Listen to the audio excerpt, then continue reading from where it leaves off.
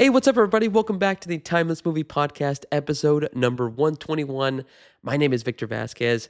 Appreciate you joining me on this journey that we're going to take to talk about new movies that come out in streaming or in theaters.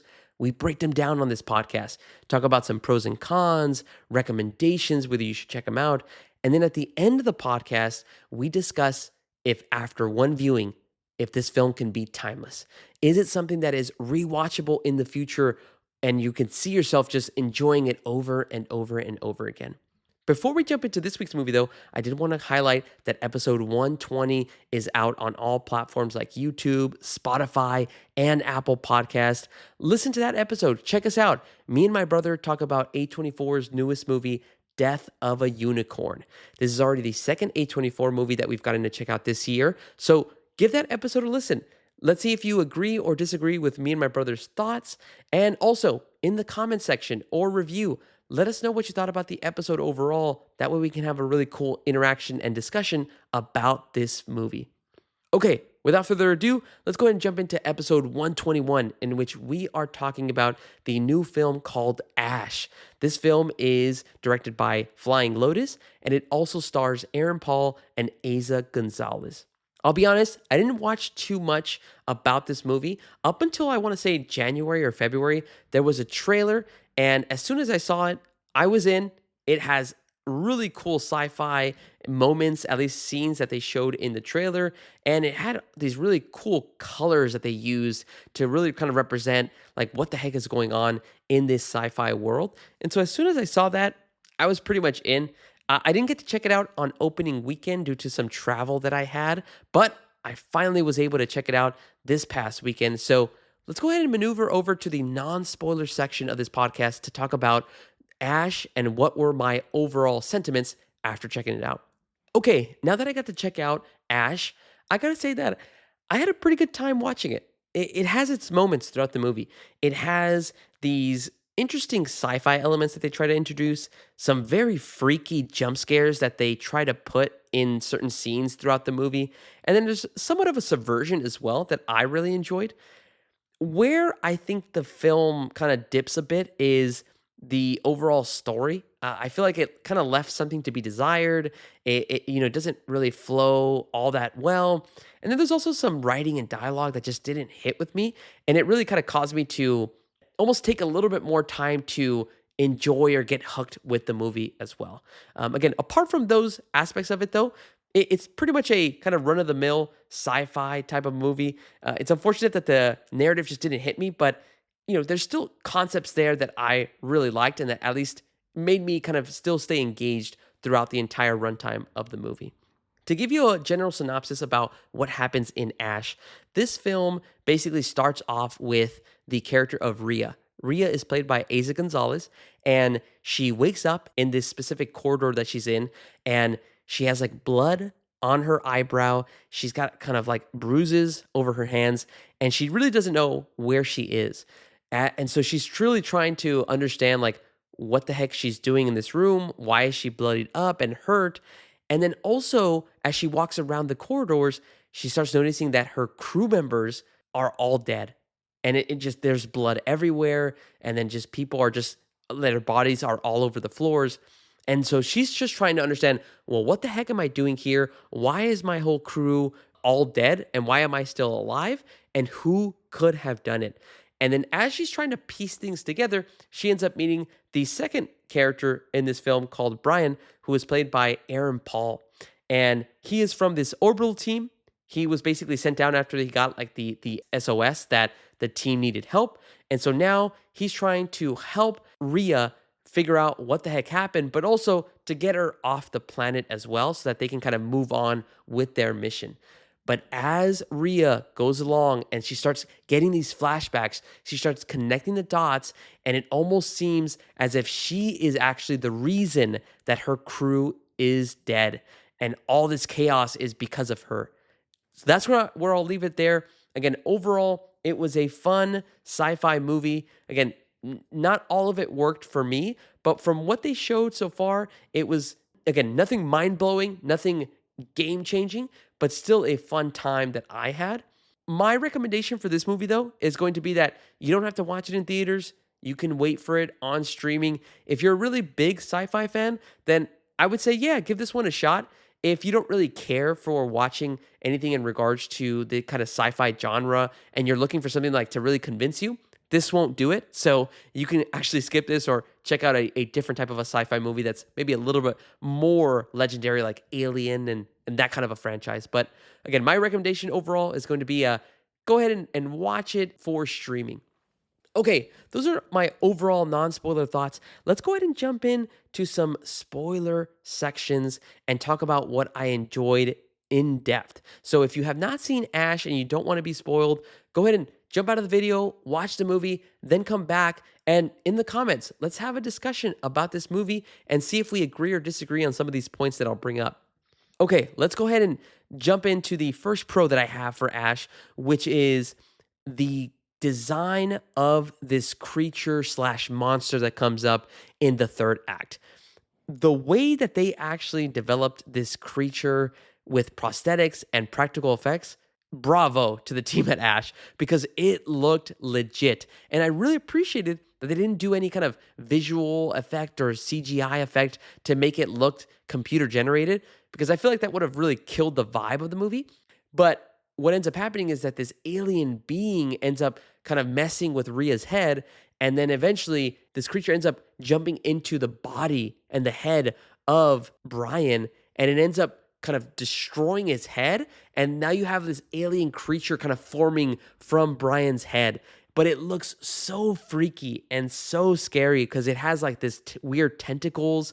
And then part of Brian's face kind of just opens up. And then part of the skin just kind of flaps. So every time the creature moves side to side, you could see Brian's kind of face just peeled off and it just flaps all over. It was super crazy and creepy to look at, but it added so much to the energy of that third act to make you really feel like, holy crap, what the heck is Rhea going to do in order to get away from this freaking horrifying monster? It was crazy. So I really got to give props to the whole design team that created this monster in the third act. And I'm really glad that they kind of saved that for the end because it was really something that I was not expecting. And again, really well done. It really added to the eerie and the scary feeling that this film was trying to portray. And again, it was all because of how they portrayed this monster. And I think what also added to it was they added a lot of flares and a lot of like, these kind of flashing lights to again not have you see the monster very clearly. Instead, you kind of see it just in glimpses, which makes it even scarier because your mind is trying to fill in the gaps of what you can or can't see of the monster. So really love how they designed this creature. Okay, second pro for me is going to be the elements of this film that felt like a video game.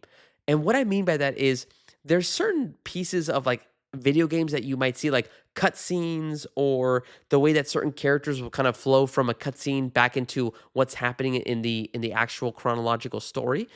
Something about this movie just reminded me of those types of video games. And I'll call out one of them. I don't know if you guys have ever played this video game called Callisto Protocol. It takes place in space and it kind of feels very similar to Ash, where you have the main character going around room to room and he's fighting these creatures that look just so menacing and diabolical. Now, here, Rhea is not trying to kill or trying to hunt down these different types of aliens, but it has that same kind of a vibe. You see some of flashbacks that Rhea is having in her mind. You see all these different types of jump scares that come out, and it just all gave me that kind of a vibe of me playing a type of video game. Now, that's, again, for me personally, it really worked that Ash felt like a video game because it connected with me in that kind of a level. Maybe to other folks, it might not work as well. You're like, oh, this doesn't feel like something that I'm actually enjoying, scene by scene. But for me, I really enjoyed, even when you're looking at a character who's in a spacesuit and you see their POV, it looked just like a video game. Like when you have a point of view character, you can see inside their helmet, and there's different types of graphics that are coming up, telling them like how much oxygen they have left. It all just added to the sci-fi of it, but also gave me the feeling like I was playing a video game, which was really cool. And I think it's also because of how they set up the specific sets and the colors they use within the corridors. So really well done for that piece of it. Okay, and then last pro that I have for Ash is the subversion within the film. It basically set up that Rhea was the reason that her crew was dead. So the beginning of the film, they with the flashbacks that they highlight, they make the audience, almost assume that okay, Rhea is actually the reason why her crew is dead. She killed them. But then as you start getting more pieces of the story, you start realizing, no, it actually was not Rhea. It was a type of pathogen that infected the crew. They went crazy. And then all Rhea had to do was basically try to defend herself in order to not die. So she ended up killing her actual crew members. And then we actually get the truth. We actually get to see what happened. And it's actually because of Rhea's decision to observe and to test and to try to see this new alien creature that they ended up discovering on their ship. She wanted to experiment on it. And because of her stubbornness and because, the rest of her crew told her, no, no, we should not be experimenting. This is too dangerous. That is not our mission. And Rhea, being stubborn, she's like, no, this is what's going to help us find a cure for Earth. And because of her stubbornness, this alien creature ended up getting loose, infected all of her crew members, and she had to basically kill them all. And so, again, it just was almost like a roller coaster. It took you down the path of, okay, it's Rhea. No, okay, no, it wasn't Rhea's fault. No, at the end, it was Rhea's fault. So I really like that. Again, I like when movies can kind of keep me guessing as I'm watching the movie. Granted, I got it all wrong, but it's still fun to try to make those types of guesses in your head to then finally get to the actual result of what ended up happening to the crew, whose fault was it, and why did this character end up making that decision. So really like the subversion. Wanted to call that out as one of my pros. Okay, moving on to some of the cons. What were some of the things that I didn't enjoy about Ash or the nitpicks that I wanted to at least make it very clear as to why it wasn't a great experience for me? I kind of teased it at the beginning of the non-spoiler thoughts, but for me, it honestly was some of the writing and the dialogue at the beginning in the first act as they were setting it up. It just didn't work for me. I don't know. A lot of the lines, a lot of the delivery of it by Aaron Paul and Isaac Gonzalez and their characters, it just didn't really flow, and I wasn't getting hooked. And to me, that's a big problem. I really want to get hooked on a movie in the first act because that will then help me really appreciate, okay, where's the story going? How is this all going to end? Are they going to be able to survive? Are they going to escape? And I just didn't get that in the first 20 minutes of the movie. Also, a part of that is the story overall is just kind of like nothing new, right? We've seen these kind of stories from a sci-fi perspective before. We see when, somebody maybe doesn't have their memory and they're trying to piece things together. We've seen alien creatures invade a ship and then having to basically infect and then start harming people. We've seen all this before. So I was really hoping for something new, something different, and I didn't really get that. Now, that's definitely a personal nitpick. Again, it's my expectations of me hoping to see something new. I just didn't really feel that. Again, the story just felt run of the mill. I've seen something like this before. And when I've seen a story like this, if there's nothing new that it adds to it, then again, it doesn't really stick. I also wanted to call out pieces of the story were, they introduced these elements where the team that Rhea is with in one of the flashbacks, they go walking around the different types of areas that they're in, and they end up realizing that there's like these very deep sinkholes, but they're like, I guess, holes that were created by the aliens of this planet. And they're basically explaining that, hey, these holes help terraform the planet. But that piece of the story just didn't really help me understand, like, what does it have to do with what they're doing on the planet? How does that help advance the story? All it did was really explain that there's other alien life forms there, but it's almost expected when you're in a sci-fi movie like this. So again, I felt like there was parts of the story that just didn't really add anything. So again, that's just one big nitpick of why I didn't enjoy it. Second nitpick for me, which is really something that I feel like is very crucial to a sci-fi movie, is the visual effects actually were okay. And that sucks because when you deal with something like this, when you're on a different planet, you're supposed to show something, or really not supposed to, but you would hope in a sci-fi world to see something that you haven't seen before. But a lot of the visual effects, either the ship that's kind of landing, didn't look that good. You had these specific parts where Rhea is in a spacesuit and she's walking around outside of the corridors that she's in, and you could tell that it's like a green screen. It just doesn't look that clean. And then eventually there's this part where at the beginning of the movie, Rhea looks up at the sky of the planet that she's on, and there's like this very big kind of like psychedelic image that's coming up that's moving. It just didn't look that good. And so that was the unfortunate part, is that some of the visual effects just didn't hit that good. And so it's gonna be a nitpick for me. But those are all the things that I really didn't enjoy and kind of brought my experience down from watching Ash. Let's go ahead and kind of do a little bit of a 180, come back to some positive stuff, and talk about some of our favorite things. Let's start with favorite performance of Ash. I wanted to call out that my favorite performance is Isa Gonzalez as Rhea. She just played the character really well. Again, it's very hard when you start with a character that is confused, because the audience is also just as confused.